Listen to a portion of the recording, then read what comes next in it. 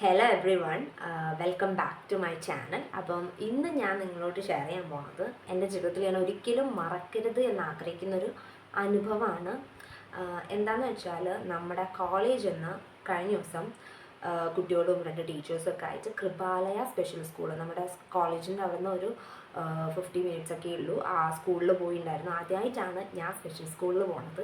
ഞങ്ങൾക്ക് ഫോർത്ത് സെമ്മിൽ ഒരു പേപ്പർ ഉണ്ട്, ഇൻക്ലൂസീവ് എഡ്യൂക്കേഷൻ. അതായത് ഈ ഡിസേബിൾഡ് ആയിട്ടുള്ള കുട്ടികളും അതുപോലെ നോർമൽ സ്കൂളിലേക്ക് ചേർത്ത് കഴിഞ്ഞാൽ എന്തൊക്കെയായിരിക്കും അവിടുത്തെ ഫെസിലിറ്റീസ്, എങ്ങനെയാണ് അവരെ പഠിപ്പിക്കേണ്ടത്, അങ്ങനത്തെയൊക്കെ കൈൻഡ് ഓഫ് കാര്യങ്ങൾ ഉൾപ്പെടുത്തിയിട്ടുള്ള ഒരു പേപ്പറാണ്. അപ്പോൾ അത് പഠിച്ച സമയത്തൊന്നും എനിക്ക് ഈ സ്പെഷ്യൽ എഡ്യൂക്കേഷൻ്റെ ഇമ്പോർട്ടൻസ് അല്ലെങ്കിൽ അത് എത്രത്തോളം പ്രാധാന്യമുണ്ട് അതിനെ പറ്റിയൊന്നും വലിയ ഐഡിയ ഒന്നും ഉണ്ടായിരുന്നില്ല. അപ്പം ഈ സ്പെഷ്യൽ സ്കൂളിൽ പോയി കഴിഞ്ഞപ്പോഴാണ് എനിക്കിതിൻ്റെ ഒരു സ്ട്രക്ചർ എന്താണ് ശരിക്കും സ്പെഷ്യൽ സ്കൂൾ കൊണ്ട് ഉദ്ദേശിക്കുന്നത് എന്നുള്ളതിനെ പറ്റിയിട്ടൊക്കെ ഒരു ബ്രീഫ് ഐഡിയ കിട്ടി. കാരണം എന്താ വെച്ചാൽ നമ്മളവിടെ ചെന്ന സമയത്ത് അവിടുത്തെ ഹെഡ് മാസ്റ്റർ നമുക്ക് കുറച്ച് ചെറുതായിട്ട് ഒരു ഇൻട്രൊഡക്ഷൻ തന്നു.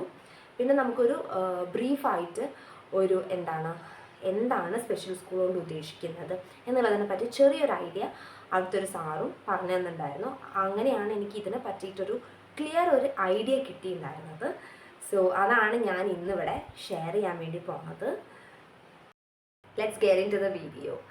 അപ്പം കൃപാലയ സ്കൂളിൽ പുൽപ്പള്ളി തുടങ്ങിയത് 2001 ആ ടൈമിൽ അവിടെ 5 കുട്ടികളെ ഉണ്ടായിരുന്നുള്ളൂ. പക്ഷെ ഇപ്പം 149 കുട്ടികളുണ്ട്. പിന്നെ ഇവിടുത്തെ ക്ലാസ്സുകൾ എങ്ങനെയാണെന്ന് വെച്ച് കഴിഞ്ഞാൽ നമ്മുടെ നോർമൽ ക്ലാസ്സുകൾ 1, 2 അങ്ങനെയാണല്ലോ. ഇവിടെ pre primary, secondary, pre vocational എന്നിങ്ങനെയാണ് ഉള്ളത്. അപ്പം പ്രീ പ്രൈമറിയിൽ 3 വയസ്സ് ടു 5 വയസ്സ് വരെയുള്ള കുട്ടികളാണ് ഉണ്ടാവുക. പ്രൈമറിയിൽ 6 ടു 10, സെക്കൻഡറിയിൽ 11 ടു 14, പിന്നെ പ്രീ വൊക്കേഷൻ അവിടെ 15 ടു 18 വയസ്സ് വരെ, വൊക്കേഷനിൽ 18 വയസ്സിൻ്റെ മുകളിലുള്ള കുട്ടികളുണ്ടാവും. അപ്പം ഇവിടുത്തെ ഈ കൃപാലയ സ്കൂളിൽ 3 വയസ്സ് മുതൽ 50 വയസ്സ് വരെയുള്ള കുട്ടികളാണ് ഉള്ളത്. ഇവരെ പരിചരിക്കാനായിട്ട് ഒരു ക്ലാസ്സിൽ 8 കുട്ടികളാണ് ഉണ്ടാവുക. അവർക്കൊരു ടീച്ചർ എന്ന കണക്കിനാണ്. അപ്പോൾ യൂഷ്വലി നമുക്ക് ടീച്ചേഴ്സ് എന്താ ചെയ്യുക, ഒരു ക്ലാസ്സിലേക്ക് പോകുന്ന സമയത്ത് ഒറ്റ ലെസൺ പ്ലാൻ എഴുതി എല്ലാവർക്കും കൂടെ ആ ഒരൊറ്റ മെത്തേഡിലായിരിക്കും നമ്മൾ ക്ലാസ് എടുക്കുന്നത്. പക്ഷേ ഇവിടെ അങ്ങനെയല്ല. ആ 8 കുട്ടികൾക്ക് ഒരു ടീച്ചറാണല്ലോ. അപ്പോൾ ആ ടീച്ചർക്ക് ഈ 8 കുട്ടികളെ പറ്റിയിട്ടും മനപ്പാടായിരിക്കും. അപ്പോൾ ഓരോ കുട്ടികൾക്കും ഡിഫറെൻ്റ് ആയിട്ടുള്ള സ്റ്റൈലിലായിരിക്കും ഇവർ ടീച്ച് ചെയ്യുന്നത്. ബിക്കോസ് അവരുടെ IQ ലെവല് ഡിഫറെൻ്റ് ആണ്. അപ്പോൾ അതിനനുസരിച്ചുള്ള രീതിയിലായിരിക്കും ഓരോ കാര്യങ്ങളും ഇവർക്ക് പറഞ്ഞു കൊടുക്കുക. അപ്പോൾ അത് കുറച്ച് ചലഞ്ചിങ് ആണ് ടീച്ചർക്ക്. കാര്യം ഓരോ കുട്ടികളെയും മനസ്സിലാക്കിയിട്ട് ഓരോരുത്തർക്കും വേണ്ടിയിട്ടാണ് ഇവർ പ്രത്യേകം ക്ലാസ് ആയിട്ട് കൊടുക്കണം. പിന്നെ ഇവിടുത്തെ ക്ലാസ് എങ്ങനെയാണെന്ന് വെച്ചാൽ ഭാഷാ നൈപുണ്യം അങ്ങനെയൊക്കെ പറഞ്ഞിട്ടുള്ള രീതിയിലാണ്. ഇവിടെ ഇവർക്ക് ഡാൻസ് പഠിപ്പിക്കുന്നുണ്ട്, പാട്ട് പഠിപ്പിക്കുന്നുണ്ട്, പിന്നെ അതുപോലെ ചിത്രം വരയ്ക്കാൻ, കളർ ചെയ്യാൻ, അങ്ങനെയുള്ള പല രീതിയിലുള്ള ആക്ടിവിറ്റീസൊക്കെയാണ് ഇവിടെ കൊടുക്കുന്നത്. കുട്ടികളെല്ലാവരും ഭയങ്കര സ്മാർട്ടാണ്. ഇവിടെ മൾട്ടിപ്പിൾ ഫെസിലിറ്റീസ് ഉണ്ട്. അതായത് സെൻസറി റൂം, ഓട്ടീസമുള്ള കുട്ടികൾക്ക് വേണ്ടിയിട്ട്, പിന്നെ ഫിസിയോതെറാപ്പി, സ്പീച്ച് തെറാപ്പി, അങ്ങനെ പല കാറ്റഗറൈസ് ചെയ്തിട്ട് ഓരോരോ റൂം ഇവർക്ക് അലോട്ട് ചെയ്തിട്ടുണ്ട്. അപ്പോൾ കുട്ടികൾക്ക് ആവശ്യമുള്ള കാര്യങ്ങൾ നമുക്ക് തന്നെ ചെയ്തു കൊടുക്കാൻ വേണ്ടിയിട്ട് ഈ ഫെസിലിറ്റീസ് ഉപയോഗിക്കാൻ വേണ്ടി പറ്റും. പിന്നെ ഇവിടെ തന്നെ കാത് കേൾക്കാത്തവർ, കണ്ണ് കാണാത്തവർ, അവർക്കൊക്കെ പ്രത്യേകം ട്രെയിനിങ്ങുകളും കൊടുക്കുന്നുണ്ട്. ഓരോ കുട്ടികളും ഒന്നിനൊന്ന് മെച്ചമായിട്ട് എല്ലാ കാര്യങ്ങളും ചെയ്യുന്നുണ്ട്. അതിന് കേപ്പബിൾ ആയിട്ടുള്ള രീതിയിലാണ് ടീച്ചേഴ്സ് ഇവർക്ക് ട്രെയിനിങ് ഒക്കെ കൊടുക്കുന്നത്. നമ്മൾ രാവിലെ ആയിരുന്നു പോയിട്ടുണ്ടായിരുന്നത്. അപ്പോൾ അവരുടെ അസംബ്ലി ടൈമായിരുന്നു. ആ സമയത്ത് അവരെല്ലാവരും ലൈനൊക്കെ നിന്ന് വളരെ നീറ്റായിട്ട് കാര്യങ്ങളൊക്കെ അവതരിപ്പിക്കുന്നുണ്ടായിരുന്നു. കുട്ടികളുടെ അസംബ്ലി എങ്ങനെയാണെന്ന് വെച്ച് കഴിഞ്ഞാൽ ഇവരെ 3-4 ഗ്രൂപ്പായിട്ട് തിരിച്ചിട്ടുണ്ട്. ബ്ലൂ, ഗ്രീൻ, യെല്ലോ എന്നൊക്കെ പറഞ്ഞിട്ട്. അപ്പം ഓരോ ആഴ്ചയിലും ഓരോ ഗ്രൂപ്പുകാരാണ് അസംബ്ലി ചെയ്യേണ്ടത്. അസംബ്ലിയിൽ പ്രയറുണ്ട്, ന്യൂസ് റീഡിംഗ് ഉണ്ട്, പിന്നെ പ്ലെഡ്ജ് ഉണ്ട്. ഇതെല്ലാം വളരെ കൃത്യമായിട്ട് അവർ അവതരിപ്പിക്കുന്നുണ്ടായിരുന്നു. അത് കണ്ടപ്പോൾ എനിക്ക് ഭയങ്കര അത്ഭുതമായിട്ട് തോന്നി സത്യമായിട്ടും. പിന്നെ ഞങ്ങൾ വന്നതുകൊണ്ട് അവർ നമ്മൾക്ക് ഒരു വെൽക്കം സോങ് ഒക്കെ തന്നിട്ടാണ്, പാടിയിട്ടാണ് നമ്മളെ വെൽക്കം ചെയ്തത്. അത് ഭയങ്കര ഹാർട്ട് ടച്ചിങ് ആയിരുന്നു. നല്ല രസമായിരുന്നു അത് കേൾക്കാനും. അത് എക്സ്പീരിയൻസ് ചെയ്തപ്പോൾ ഭയങ്കര നന്നായിട്ട് തോന്നി. ഇനി നമ്മളിവിടുന്ന് 9:45 കോളേജിൽ നിന്ന് ഇറങ്ങിയിട്ടുണ്ടായിരുന്നത്. അങ്ങനെ എല്ലാവരും സ്കൂൾ ബസ്സിലൊക്കെ കയറിയിരുന്ന് വളരെ ഹാപ്പി ആയിട്ടാണ് അങ്ങോട്ട് പോയിട്ടുള്ളത്. അവിടെ എത്തിയ ടൈമിൽ അവിടെ കുറച്ച് ചാറ്റൽ മഴ ഉണ്ടായിരുന്നു. നമ്മൾ കുടയൊന്നും എടുത്തിട്ടുണ്ടായിരുന്നില്ല. അങ്ങനെ ലൈറ്റായിട്ട് നനഞ്ഞിട്ടൊക്കെയാണ് നമ്മൾ കയറി പോയത് അങ്ങോട്ട്. പോണ സമയത്ത് ഒരു 10 മണിയൊക്കെ ആയിട്ടുണ്ടാവും. ആ ടൈമിൽ അവർക്ക് അസംബ്ലി ടൈം ആയിരുന്നു അവിടെ. അങ്ങനെ നമ്മളും കൂടെ ജോയിൻ ചെയ്തിട്ടുണ്ടായിരുന്നു അവരോട് അസംബ്ലിയിൽ. അങ്ങനെ നമ്മളെല്ലാവരും കൂടെ വളരെ രസമായിട്ട് അവരുടെ അസംബ്ലി കൂടാൻ വേണ്ടി പോവാണ്.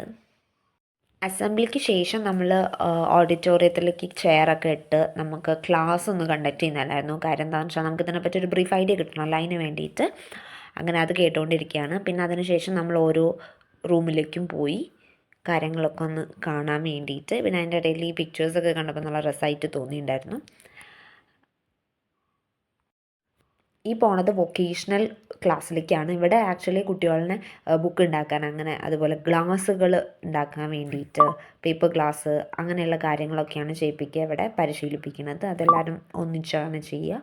അതിൻ്റെ ഓരോ ഘട്ടങ്ങളാണ് ഈ കാണുന്നത്.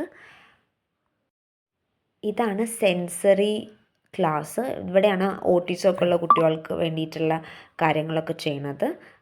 ട്രീറ്റ്മെൻറ്റൊക്കെ കൊടുക്കണ ക്ലാസ്സാണിത്. വളരെ ഭംഗിയായിട്ട് തന്നെയാണ്. ഇവിടെയും ഒരു സിസ്റ്ററുണ്ട് കാര്യങ്ങളൊക്കെ നോക്കാൻ വേണ്ടിയിട്ട്, കുട്ടികളെ കൊണ്ട് ചെയ്യിപ്പിക്കാൻ വേണ്ടിയിട്ട്. ഇത് ഫിസിയോതെറാപ്പിയുടെ റൂമാണ്. ഇവിടെ നിന്നാണ് കുട്ടികളെ ചെയ്യിപ്പിക്കുക, എക്സസൈസ് ഒക്കെ ചെയ്യാനുള്ള എല്ലാ ഫെസിലിറ്റീസും ഇവിടെ ഉണ്ട്. ആൻഡ് ഇതിനും ഒരു ടീച്ചറുണ്ട്. പിന്നെ ഇവിടെ ഓഡിറ്റോറിയത്തിലേക്ക് പോണ വഴിയാണ്. അതിൻ്റെ സൈഡിലായിട്ട് ലൈക്ക് സ്റ്റെയറിൻ്റെ സൈഡിലൊക്കെ ഓരോന്നൊക്കെ വരച്ച് വെച്ചിട്ടുണ്ട്. പിന്നെ ഈ കാണുന്ന നോട്ടീസ് ബോർഡിലുള്ളത് കുട്ടികൾ അച്ചീവ് ചെയ്ത ഓരോ കാര്യങ്ങളുടെ ഫോട്ടോസൊക്കെയാണ് അവിടെ വെച്ചിട്ടുള്ളത്. അപ്പോൾ അതൊക്കെ കണ്ടപ്പോൾ നല്ല രസമായിട്ട് എനിക്ക് തോന്നിയിട്ടുണ്ടായിരുന്നു. പിന്നെ ക്ലാസ്സുകളും ഒക്കെ കണ്ടു കഴിഞ്ഞിട്ടുള്ള നമ്മുടെ ടീ ബ്രേക്കാണ്. അപ്പോൾ ആ ടൈമിൽ നമ്മൾ ലൈറ്റായിട്ട് വർത്താനമൊക്കെ പറഞ്ഞ് ചായയൊക്കെ കുടിക്കുകയാണ്.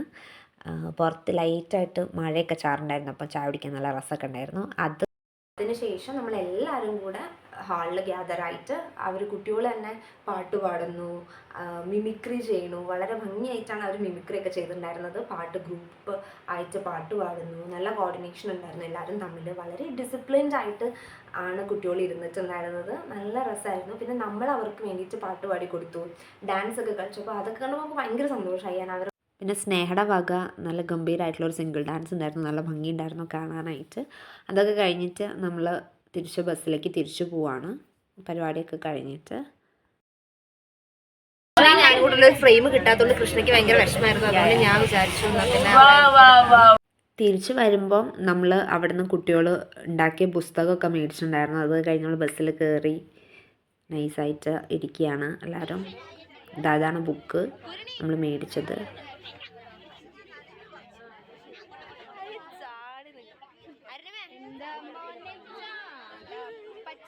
പിന്നെ സീറ്റ് കിട്ടാത്തവരൊക്കെ അവിടെ ഇവിടെയൊക്കെ അഡ്ജസ്റ്റ് ഒക്കെ ചെയ്തിരിക്കുകയൊക്കെയാണ്.